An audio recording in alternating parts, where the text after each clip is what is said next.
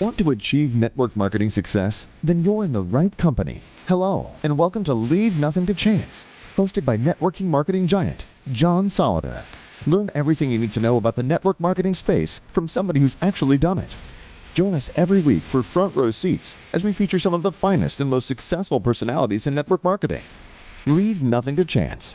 Join us now.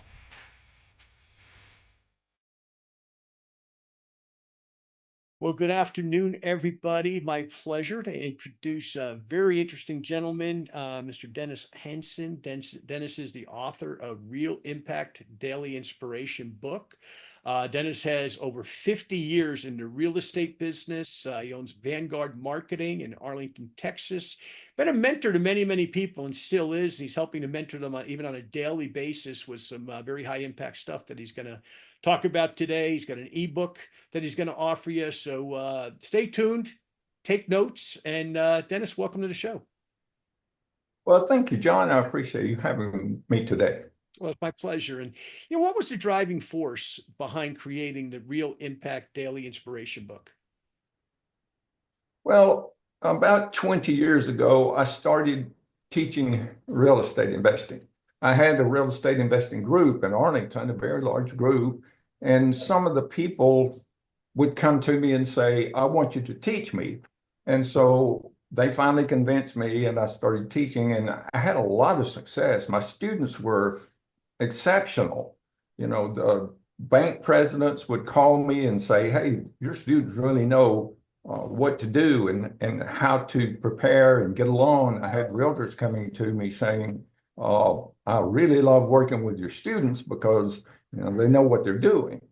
So because of that success and my own success, I was invited to do podcasts from time to time, real estate investing podcasts. And so one day, one of the people asked, why is it your students are so successful? Can you give my audience one single thing that would move them forward the quickest? And I said, well, if they change their habits to success habits, then they'll become successful. And they said, well, what's the main habit? So I thought for a second and I said, well, if they form the habit of reading something every single day that will move them toward their goal, then it'll change their life. They'll become more successful. So after that podcast, I was thinking, boy, I really nailed that. That was a good answer. Wouldn't it be great if there were a tool of some kind to help people form that habit? And then it just jarred me, said, you have everything you need to do that. You've been collecting success stories for 50 years. You have the most powerful poems and motivational quotes. You have a list of super books. You can do that. You can make a tool so that when people want to form the habit, even if they're busy, if they have 2 minutes, they can read a quote right before they go to sleep. Or if they have 30 minutes, they can read a short story. Or if they're sitting in the airport and the plane don't leave for 3 or 4 hours, there's a list of books that can be an accompanying book and they can read for an hour or two. So it makes it really simple for people to form a habit that will change their life. And so you ask, what motivates me? I love the idea of changing people's lives. I mean, that's what you're doing. And that's what I'm trying to do. Now, how does Real Impact Daily Inspiration, the book, differ from other inspirational books on the market? Well, most books that you buy, whether they're inspirational books or novels or whatever you're supposed to, or most people do, they just take them and read them. They pick it up and they start reading from cover to cover. But Real Impact's not meant to be read from cover to cover. It's meant to be sipped like fine wine and contemplated. You read until something moves you, and then you think about it and you contemplate it. Now, on another podcast, someone said, well, that sounds like an old technique from the 5th century.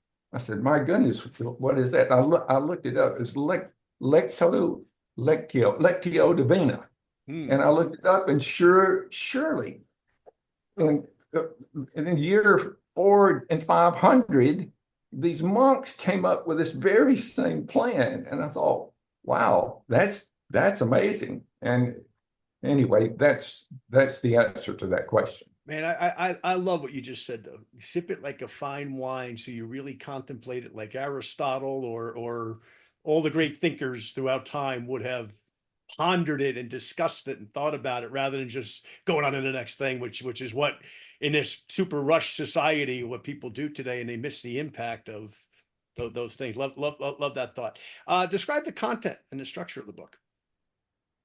Well, as I said, the book is long stories, short stories, poems, quotes, and then suggested reading. Now, the suggested reading is not just a list of books, it's a list of topics. So it gives you enough material so that you can read for the rest of your life. I'd be very surprised if someone took this book and actually was able to read everything in the book and everything that it suggests. It would probably take 2 lifetimes to do that. Now, how does Real Impact Daily Inspiration empower readers to make a positive difference in their lives and communities? Well, Zig Ziglar once said, little things add up and become big things over time.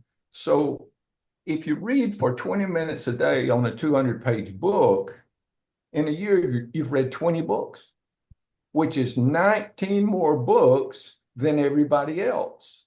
The average person maybe reads one book a year. And I thought, that's pretty powerful. So by doing what this book says, it has a formula in the beginning. If you embrace that formula and form the habit that moves you towards your ultimate goal. Let's just say you want to be an attorney. So you read about the law every day. You're going to learn a little something important about the law. If you want to become a doctor, every day you read something about the medical profession.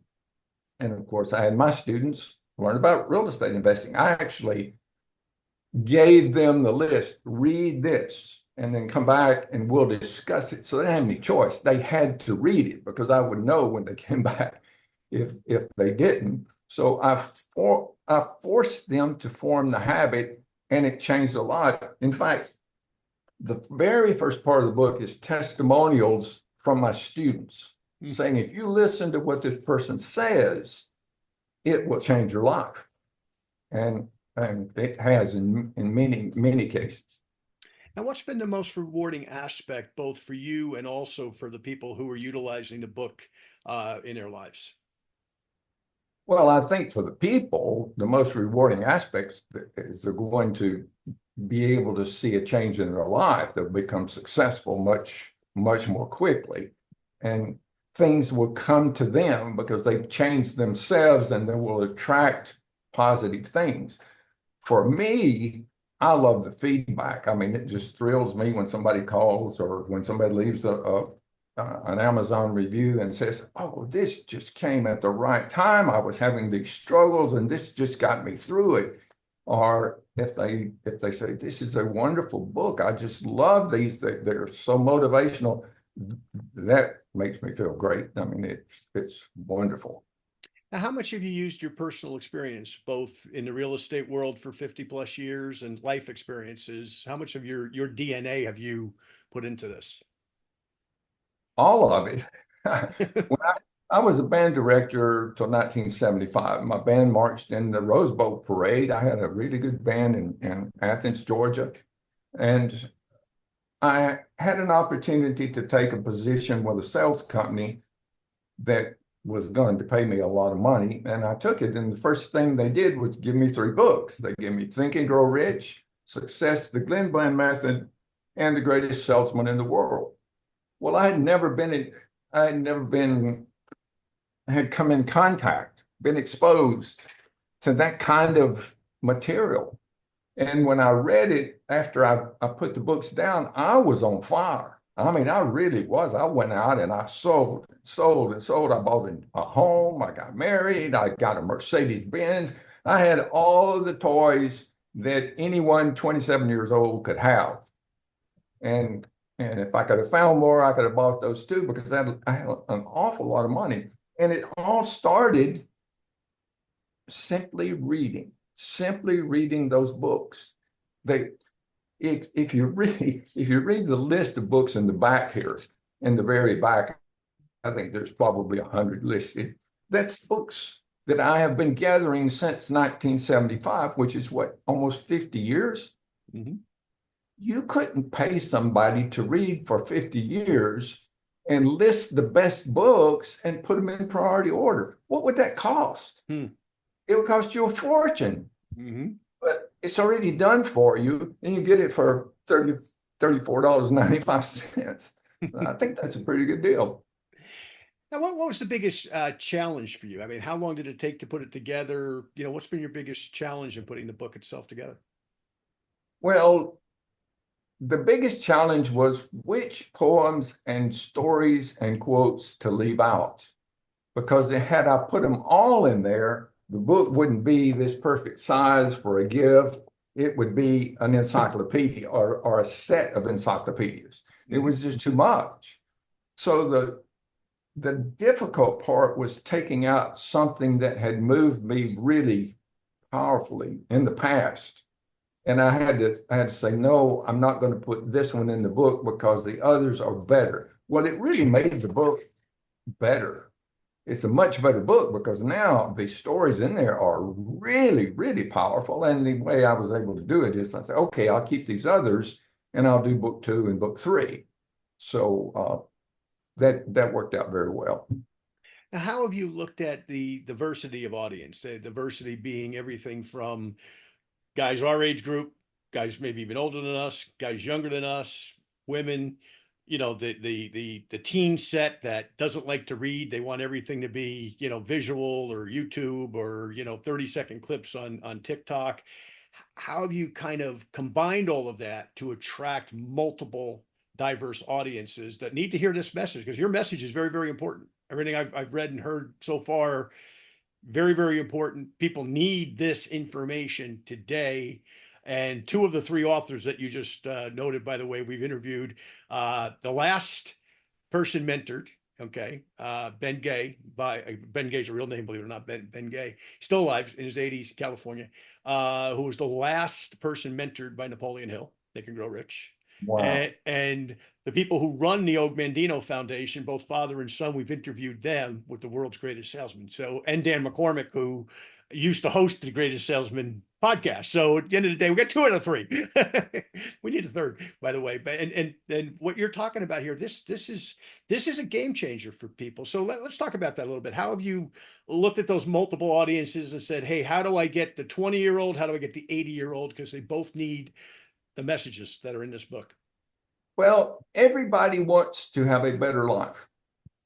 Have you ever met anybody that didn't want to have, you know, more money, a better position in life, a beautiful mate or someone that they really love? Everybody has some ambition of some kind. And this book gives them the opportunity to move in that direction. And as far as being able to reach the people and they enjoy it, everybody enjoys a good story. And this book is filled with stories that will really reach down. Like, for example, the book, The Greatest Salesman in the World with Og Mandino.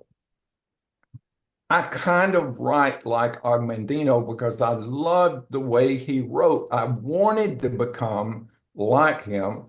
And in that book, there's 2 places in the beginning where tears came to my eyes and ran down my face. And I thought, no wonder this book has sold so many, because it reaches into your soul and plucks your heartstrings. I thought, if I can do that, my book will be successful.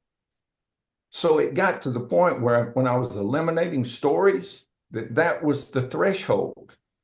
If it didn't make you cry, I didn't even put it in the book. Mm. Now, that's a pretty big order. I mean, that's really a big order. But I've read these stories 1,000 times over the past 5 years, getting them ready, proofreading, formatting, I still cry. And I think there's 33 stories with sub-stories. It's called a sandwich technique. For example, the story of Lincoln's got about 20 stories inside the story where it's taking him through his life. So there's more than 33 stories in there, but all of them will reach inside your heart, pluck your heartstrings. And there's one of them called The Little Girl's Gold. When I talk with people who have read the book, I say, well, did you read The Little Girl's Gold? And the first words out of their mouth is, oh, I cried and cried. You can't read it without crying. If you do, your heart's made of stone. It's that powerful. So anyway, that's that. Well, I got to tell you, I mean, I got to read it. Unfortunately, I was out of town because I normally say, hey, to an author, send me the book first. And then anyway, it's been a crazy couple of weeks on my end, but I got to read this, folks. And you got to read this, more importantly, to our listeners. And Christmas is coming. Great Christmas gift for the important people in your life, not just your sales team, but your life team, so to speak. So talk a little bit about the specific strategies or techniques that you use to make the book engaging and easy to read. Well, that's easy. I didn't put anything in there that wasn't already engaging and easy to read. They're not all my poems. I didn't write 20 pages of poems. They're poems that I've read over the years that I just loved, and everybody I've ever heard loves them too. The great speakers of the day, Zig Ziglar or Jim Rohn, used these poems and quotes in their speeches. And as I heard them, I grabbed them, and they've ended up in the book. The same way with the stories. When I was teaching real estate investing, part of the teaching was motivation. And so I collected stories that were fun and interesting and motivating to give to my students. So that was the easiest part, was finding something interesting, because I started with something interesting and I worked to make it even more interesting and better. Now, you've used storytelling to create this book. If you had to, it sounds to me like you have a lot of favorite stories in there, but pick one. Give us a Reader's Digest of one. That's hard. That's like asking, who's your favorite child? I'll tell you this. My mentor, who the book's dedicated to, is his name is Tom Hendricks, and he's a very famous businessman in the state of Tennessee. They've named buildings after him at the University of Tennessee at Martin. I mean, he's a super, super businessman. And I sent him a book because it's dedicated to him. And he wrote me a 4-page letter telling me which stories he liked best and that he's giving them to his grandchildren. And he said, you got a winner. Now, this is my most respected businessman I've ever met. And when he said, you got a winner here, I thought, I got a winner, because he knows. But one of the stories he picked was the story of Lincoln. And it's the story of how this young boy born into poverty. Now, we think of poverty as someone living in a shack and not having much, but he was born into a home that was a lean-to with a dirt floor. They were extremely poor. His father had lost everything on a land deal, and they lived on government land. They were just, they just went out and picked up a place. And he had no education. His mother, his real mother, passed away, and his stepmother found a school and sent him, and he loved it, but he only went for half a year. He only finished half of the first grade. Now, the story is, how did somebody like that become one of the world's greatest orators? How did somebody like that become the president of the United States? How did he become one of the most respected lawyers in all of Illinois. And the story takes you from place to place in his life, where if this hadn't happened exactly as it did, we'd not know the name Lincoln. And that happened 20 times. And what were the chances? And that's the end of the story says, what were the chances that this would happen, this would happen, this would happen, this would happen? So it's a powerful story, and it only takes him to the presidency. It doesn't go into the war, or it doesn't get into the slaves or anything like that. It just talks about this man that formed himself into a very powerful and respected figure. How did he do it? The book tells you, and he tells you in the book. Just side note for our listeners and for yourself, I've been to where he was born in Kentucky. And when you talk about, what they call a back holler in that part of the country, in Kentucky and Tennessee, I mean, that's where it was. You're driving off the road for a number of miles, and then you get to this lean-to. It wasn't even a log cabin. It was it was just thrown together, and you're like, wow, this guy came from there. Right here, I mean, you and I are both in Texas. I mean, right here, the house that Dwight D. Eisenhower was born in, up north of here, Sherman, I think it's the town. I was there a couple of times. Better than Lincoln's. At least they had running water. But same thing. I mean, you see these humble beginnings of these people who become these amazing leaders that we're talking about, multiple decades after their demise, their personal demise, and how important they are. But anyway, I'm getting sidetracked. But I'm thinking of we were coming back from Canada, and I saw that sign. We were coming back down through Kentucky, and I said to my wife, I said, we got to stop there. And been to Springfield, Illinois too, and that's a remarkable experience where his law firm was, and they've preserved everything in about a 2-block area there from the 1860s. But anyway, let's get back to Real Impact. So, how do you see this fitting into the broader landscape of self-help and motivational literature? Well, if you took all of these self-help books and stacked them all up and put the very best one on top, and then went down in priority order, I think Real Impact would be wedged in between Think and Grow Rich and Chicken Soup for the Soul, and it would be very close to the top, if not number 2. But of course, I'm prejudiced. Well, you know what? It's you've put a lot of your DNA into this and a lot of experience. So I believe me, I can't wait to read it and to share it, and want our listeners certainly to do the same. What's your thoughts on the role of daily rituals and habits? You mentioned habits earlier, but in terms of personal growth, you're obviously a huge fan. All the guys we're talking about, all the great, leaders in the self-development field, from Jim Rohn to Zig Ziglar's 98th birthday today, by the way. I saw that earlier on Facebook today. Of course, he passed away a few years ago, but, all of those guys that were such great leaders in the self-development field over the last, 60, 70, 80 years that impacted people like yourself and myself and a lot of our listeners. How important are the habits and the daily rituals to get people on track for the personal success that they want to achieve? Well, you are your habits. Whatever your habits are is what happens to you. So it's got success habits.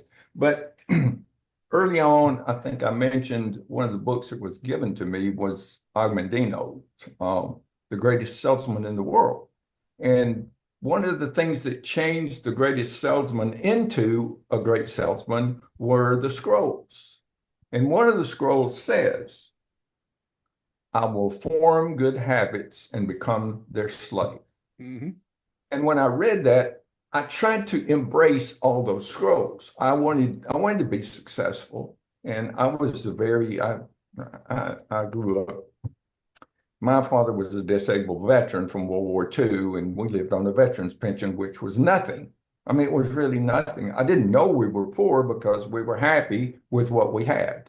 But we lived out on a farm, and on my grandfather's farm, we had a little acre out there that we lived in. And so here's this little boy that's never had anything, and he's reading this book about changing their life, and he's seeing all these people in his sales organization driving Mercedes Benz and living in nice houses, and I wanted to be like them. And so I took that book and I took those scrolls and I embraced them, and I formed good habits like reading and a number of others. And so I think that ritual is the reason that I've been successful. And I think anyone else that wants to become successful can figure out where it is they want to go, what they need to do to get there, and form the habit of taking a step in that direction every day. And eventually they'll get there, some faster than others. So when people read this, how do they metabolize the information for them so that they don't feel overwhelmed or even frustrated that I'm not doing enough? Because one of the things and I've been self-employed like you have for 42 years. I still get to the end of the day some days and say, I didn't do enough. I feel frustrated instead of, hey, I did what I could do. How do they take all this information in addition to running their business or their sales organization or their whatever they happen to do for a living, and not feel like, wow, I'm overwhelmed because I'm just not getting enough done? How do they take for them so that they apply it and that they succeed, as opposed to looking at all the things that they didn't do, as opposed to the things that they did do and accomplish in a given day? Well, reading this book, you can't be overwhelmed, because in the beginning of the book, it says, this is not a book you're supposed to read straight through.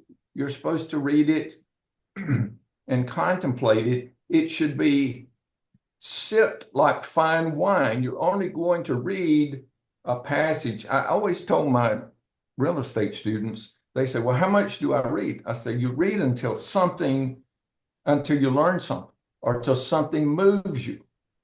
It's not the quantity of the reading that matters. It's the quality of the reading. And then if you take that poem or that quote or that passage from a story and just make it part of you, you visualize it, you live it, you contemplate it, you don't have to worry about what you're going to do or what you did. You will start doing the right things and getting the things done because you'll have the motivation to do it. Now, the underlying message in the book, you'll like this because it's DFW, Dallas Fort Worth, DFW, and A for Arlington. It's desire, faith, will, and action. That's what all these people did. All of the stories in the book, those people had those four things. And if you adopt those, it's kind of hard to fail. I mean, you'd have to your goal would have to be to fail in order to, adopt those things and really do them. And I think the real key to it is the will. No matter what you think of the presidential election, if you look at the person who won and look at all the things that knocked him down, and regardless, he just got back up and dusted his pants off and went on. Mm-hmm. That's the secret to success. It's the will to go on, because if you had quit at any of those times, if you fall down and you don't get up, you've lost. Okay?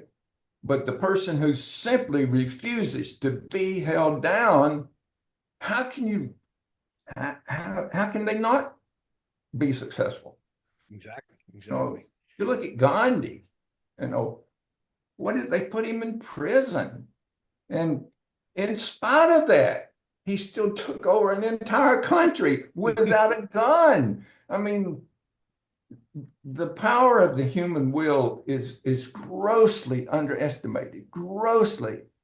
So if you can develop that powerful will, and this kind of book is the kind of thing that will help you do that, you can't be stopped. You're going to get where you want to go. Only God can stop you. Well, I agree with all of that. I mean, one of my favorite movie scenes is, if you remember, Rocky 1, round 14. That's the first. David Goggins talks about this a lot, but I adopted this into some of my speeches myself because I could relate to it. I was a combat athlete. I was involved with judo and wrestling and sports like that for years. So I can relate to the athletic side of it. But to get knocked down Right. and you're getting killed, and even Apollo looks across the ring after about the third time he knocks him on his butt and looks at him like, man, why are you getting up? Like you're only going to get yourself killed. And I mean, we know the rest of the history, and granted it's a movie, but it's a great metaphor for what you just described there, not only with this past election, but with so many things. Can you read that? Shift it this way a little bit. I think I see Rocky start. Is that what I'm saying? First story in the book. Is that okay? Man, I can't. We're done here. You're sending me a book. So let me ask you this. What's the feedback been? How long's the book been out? What's the feedback been from the audience? Well, we have 4.5 stars. We need like one more rating of 5 to have a 5-star. And we have 100 ratings. It published in May, sold about almost 3,500 copies. But we're just starting the marketing process, so that I'm doing the podcast and a number of other things. So I really feel like that this next year is going to be really big, because it takes a while for the book for people. The number one marketing technique for books, if there's an author out there, the thing that's going to sell your book more than anything else, can you guess what that is? These days, getting on a lot of podcasts. It's the word of mouth. That's right. Yep. Somebody reads it and they say, "Oh, I love this," and they tell their friends, and their friends tell their friends, and next thing everybody knows. And right, podcast is a great way, a wonderful way to start that fire, get the smoke moving. Exactly. It's the intersect of audiences is what I call it, because my audience now just became your audience. And so on and so forth. And these days it's podcasting. At one time, before podcasting, it was something else. And 20 years from now, it'll probably be some other thing that, we won't have to worry about, but somebody else, the next generation, will probably be doing, So I imagine you started to have groups of people, not only in your real estate world, but elsewhere, that are starting to use this as an educational tool to educate some of their sales teams. Well, this book is a perfect Bible for someone who speaks to other people. If you're a pastor or you're a motivational speaker or any kind of a speaker, you're always wanting anecdotes, something to say. Well, here's a quote, or here's a poem to get your speech started. I can see any of the stories in this book. If you wanted to have a motivational event, you could pick any story in the book and build the entire motivational event from what the person in the story did. That's how powerful the stories are. Great. And what are your future projects or extensions of the Real Impact series?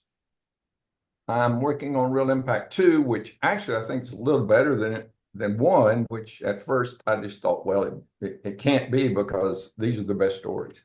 And then Real Impact 3, I've put stories, I try not to be political, and I try not to be religious, sacred. I try to keep it relatively secular, but there's some really powerful stories about people and their experiences with religion. So Real Impact 3, I think 3 is a good number, the Trinity.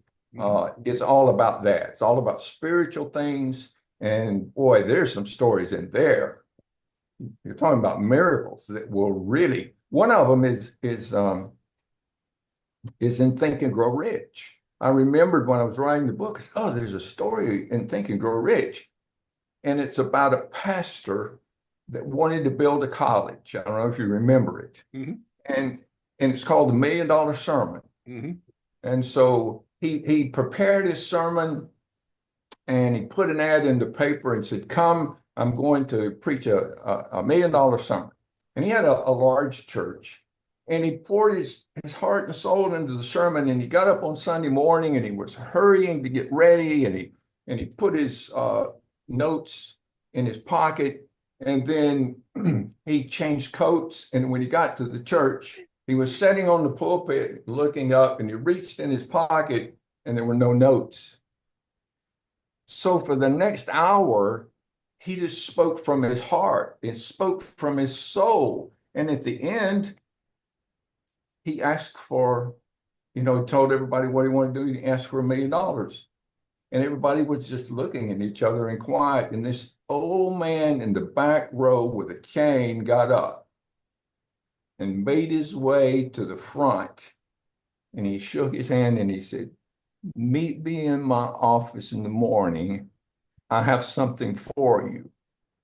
Now, the next morning, he met him in his office and there was a check there for $1 million. Now, this was back in the early 19th, late 1800s. He took that $1 million and he built the school that he planned to build, and it still stands today. I mean, it's a very, very famous and powerful college. So I took that story and I rewrote it as only, I'm pretty good at this now. And I really played it to the hilt. I told all the problems he was having and experiences and brought him into that. So that was in Real Impact 3. So that's the kind of stories that you'll find in these books. So how about somebody who's fallen off track? Because a lot of people, they're students of self-development. They do everything right. They're listening to podcasts like this, or listening to maybe, Zig or Jim Rohn or whoever, some of the past orators, and they're on track. Everything's going good. They're focused. And all of a sudden, whether it's an illness, whether it's whatever, an election, it's the holidays, it's family member gets ill, a million different scenarios, right? Like Jim Rohn used to say, all excuses are equal, right? But at the end of the day, sometimes life does interfere, right? A little thing called COVID we had a few years ago, for example. How do they get back on track and get re-motivated, refocused on what they should be focused on, as opposed to all the noise that's distracted them from what they should be doing? Well, if you go to Amazon and type in Real Impact Daily Inspiration and look at the reviews, you're going to see a couple of reviews in there where the people say, "This book came just at the right time. I was having these problems. I was struggling. It didn't look like there was hope, and this gave me hope." And that, I didn't write those. I don't know the people. I don't know what, but it's in the reviews. And there's one story in here. I don't know if you know the story of Og Mandino. Yeah. He's a great writer. I mean, I love the way he writes. And when he was just a little boy, his mother would take him to libraries and read to him. And he wanted to read the books, but he couldn't read yet. And she said, "One of these days, Og, you're going to be a great author." And she implanted in him the desire to do that. And so when he was getting ready to finish high school, his mother had enrolled him in the best school for authors in the world. And she died. And he was crushed. And so instead of following that dream, he went to work in a meat packing plant. And then the war came, and he became a bombardier. And so after the war was over, there wasn't any work for bombardiers. And he started trying to sell insurance. And he got married and had a child, and the bills kept coming. He was having a very difficult time. And he started stopping by the bars in the evening. Mm-hmm. And before long, he became an alcoholic. And his wife took the children and left him. And he sunk further into depression and further. And finally, he was living on the sidewalk. Now, this is Og Mandino, the guy that we know that wrote The Greatest Salesman in the World. And he's laying on the sidewalk. And he walked by a pawn shop, and there was a gun on the window on sale for $29. And he reached in his pocket and he had 3 $10 bills. And he said, "That's my answer. I don't have to sleep in the snow on the sidewalk anymore. I don't have to look at that face, the failure in the mirror. This is my answer. And then he went on, he didn't do it. And the same day, he spotted a sign that grabbed his attention. It said library. And he thought it'd be warm in there. And so he walked in the library and he remembered his mom taking him to the library and telling him he was going to be a great author. So he found himself in front of the section of self-help and he started reading. And that changed his life. The reading, following the rest of the story, became extremely successful. I mean, he did some really well. Everybody, I mean, his book right now still sells 300,000 copies a month. Mm-hmm. And it's been written for 50 years. So this is the kind of thing that pulls you out. It gives you the motivation, the inspiration to change the direction of your life. And even though everything's been bad and you're as low as you can go, you can change your direction. So let's talk about that a little bit, because you referenced Og, and some of our listeners know that story from Dave Blanchard, who runs the Og Mandino Foundation there. And he's got his own story that was interesting, where he had contemplated the same thing that Og had, and he got a phone call from Og's widow, and she said, "I want you to take his works and market them," like out of the blue. He didn't even know them well. It was just a fascinating story. And then his son. His son, who I also interviewed, interesting guy, he actually worked for Jack Welch. He was Jack Welch's like key assistant when Jack Welch was running GE. And he told me a fascinating story, and I'll love to tell this back to another question to you here in a second. And he told me a fascinating story how Jack Welch celebrated small victories. I hear you're running the largest company in the world. And all of a sudden he finds out that, this group in purchasing, I'm just using this as an example, I don't remember specifically, but, that they had done something where they were able to purchase inventory at a lesser price, let's say. And he'd be in a board meeting and he'd say, hey, Dennis, guys, give me 5 minutes. He'd pick up the phone. He'd call the head of that department, say, get the guys around the phone, get them on speakerphone. Jack Welch. And he'd tell them, "You guys did an amazing job. I'm so proud of each and every one of you. Thank you so much. On behalf of our shareholders, our other employees." Now, how busy was Jack Welch, right? Great story. But anyway, all that goes back to Og. If Og hadn't written that book and if it hadn't gotten to his dad, Dave, it never would have gotten to his son, who's equally successful, and it wouldn't have gotten to millions and millions of people, including that particular book, to the AA community. Because I have a member of my family, I won't name them because it's an anonymous organization, but when I told her I was reading that book a number of years ago, she said, "Some number of the people in my anonymous group read that book on a regular basis," which I did not know. So he's got multiple audiences. So let's come back, though, more importantly, to today. Real Impact Daily Inspiration. What else can you share? And I think you got an ebook you want to share with our listeners as well. I'd like to give all of the listeners a free ebook. You just simply go to realimpactbook.com, realimpactbook.com, and you'll see my website. It's got a short video. It's less than a minute. I'd like for you to watch the video. And then if you'll scroll all the way to the bottom, there's several pages. But at the bottom, there's a little link there. You can read it. It says podcast attendees, and you click on that, and we'll give you the ebook. Great. It's that simple. And now this is really a game changer, Dennis. Okay, because we're living in a world right now that has been upside down financially, upside down spiritually, upside down in so many other ways. And what I found in talking to so many people, like ourselves, guys that are, self-employed and they're students of self-development, even some of us are off track because we've let all these other influences and all this other, what I call noise, influence us. How does somebody right now focus, right? Now, as people are hearing our interview, it's December 3rd. And we are pre-recording this, by the way, but which Dennis knows and I know, but some of you don't know. Some of you think it's live. It's not, but it's December 3rd. We're going into a new year here in about 4 weeks.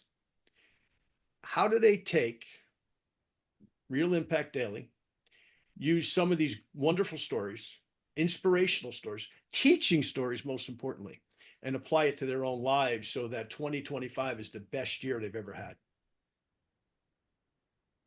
Well, the first step is to purchase the book and read the story. The stories are so inspiring and so motivational and inspirational that something inside you changes. It's like when I started working with the sales company and they gave me those 4 books, and those books changed my life. I didn't have to do anything other than read the book. I had a goal. I wanted to do this, and I read the books, and I said, this is how to get there. I don't know, Think and Grow Rich. If you read that, it doesn't matter what it is you want,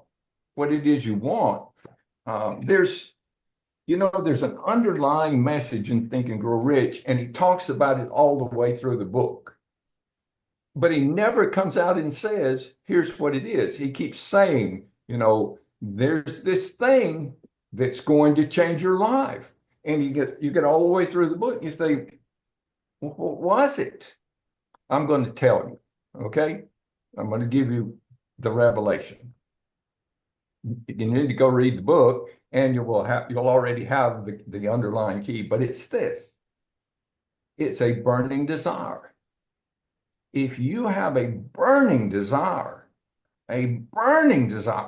that nothing can stop you, then nothing can stop you. Like Henry Ford said, if a fella thinks he can do a thing, he's probably right. If a fella thinks he can't do a thing, he's probably right.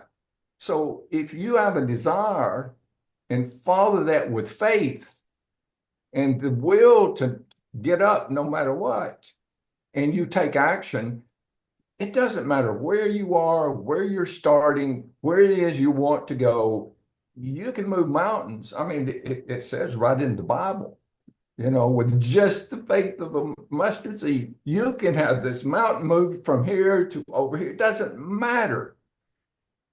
One of the things in the back of the book, the back page says, if you follow this plan in this book, you can have anything. That's what there's a lamp on the front of the book. It's Aladdin's lamp, okay? The story of Aladdin says that this young boy found this lamp, and an old lamp, and he found when he was cleaning it, if you rub it, that it was magic, that you could have a wish, you could have anything you wanted. You just had to wish for it. And have you heard that story? Mm-hmm. Well, everybody's heard the story, right? Yep. And you probably thought, well, that's just, it's just a story. It's not just a story. It's true that with this book, which is that similar to the lamp, the amulet, if you do what it says in the front of the book, you can have your wish, whatever it is. You want to become a wealthy person that lives on a yacht. I mean, whatever your wish is, if you just follow the steps in the book, that's what you'll get, because you'll move, you'll re-aim your life, and the book keeps you on track in that direction. So it's a life-changing, it really is a life-changing book. And I look forward to it, and I really sincerely believe it. I'm always looking for marketing techniques, And I found this thing on YouTube where the guy says, I've worked with a lot of successful authors, and there's one thing they all have in common. And that one thing is they believe that their book is the best one that was ever written. That's what they believe. Well, that's what I believe. So my book's going to be successful too. So get out of the way. So they can get it on Amazon, right? Yeah. Okay. And how do they connect with you if they want to connect with you as well? Well, they can go to realimpactbook.com, And then there's a place there that says, contact us. Great, great. Well, Dennis, this has been a pleasure, and I can't wait to read the book. And I know some of our listeners, we've done a lot of book rollouts before to our audiences, and feedback's always good. And most importantly, hey, look, I think it was Jim Rohn. It might have been Zig. It might have been somebody else. You always said, all leaders are readers. That's in the book. That's true. All leaders are readers, right? So the more you read, and I know Jim. I met Jim several times here. I worked with actually the guy who wrote The Seasons of Life was actually the guy who had to put the book together with him. I used to work with here in Dallas many years ago. So we went to lunch one day, and Jim said, he pointed at me, he pointed at the two other guys at the table. He said, "What are you guys reading right now? Not yesterday, not last week. What are you reading right now?" And it was like, fortunately, we were all reading something, so we and of course he knew, what we were reading, and it wasn't even his stuff. Okay. But it was the fact that he wanted to make that point. Hey guys, you want to get where you want to be, keep reading because it's feeding this thing, so anyway, so Dennis, this is great. Any last thoughts before we close off here? Well, no, John, I really appreciate you having me here today. I love the name of your podcast, Leaving Nothing to Chance. And I think that what we have here meshed perfectly. Absolutely. And I hope everybody will go and get their free ebook. And that if you love it, that you'll want to give it to your children, your grandchildren, to someone that you know that's graduating from high school or college. That's perfect timing for them to change their lives. If you're having a wedding, it's a great gift for the groomsmen. I don't know. I had a wedding one time, and it was a very difficult choice. What are you going to give the groomsmen? Well, this is perfect. The deluxe copy of this book, which you get on Shopify, I didn't spare any expense. It has the very best binding, the very best cover, the very best paper. I had the drawings done for me. I mean, this is really a nice gift. And when you give it to somebody, they'll immediately recognize, whoa, that's a nice gift. And the thing about books is people keep them forever. If you're a grandparent, like I'm 76, I got grandchildren. Well, I'm not going to be here for much longer, but I want them to remember me. Well, the best thing to give them is a book. And this kind of book will not only change their life, it'll be in their bookshelf when they're my age. Exactly. I know that because my aunt gave me a book when I graduated from college, and I still have it in my bookshelf. So it's a great legacy gift. So thank you very much for letting me share that. Well, great. Hang on a second. We'll do a little housekeeping here. I'll turn the recording off. And thank you once again, Dennis. It's been a privilege. And I hope everybody gets out there and reads this, because I think it's a game changer. Thank you, John.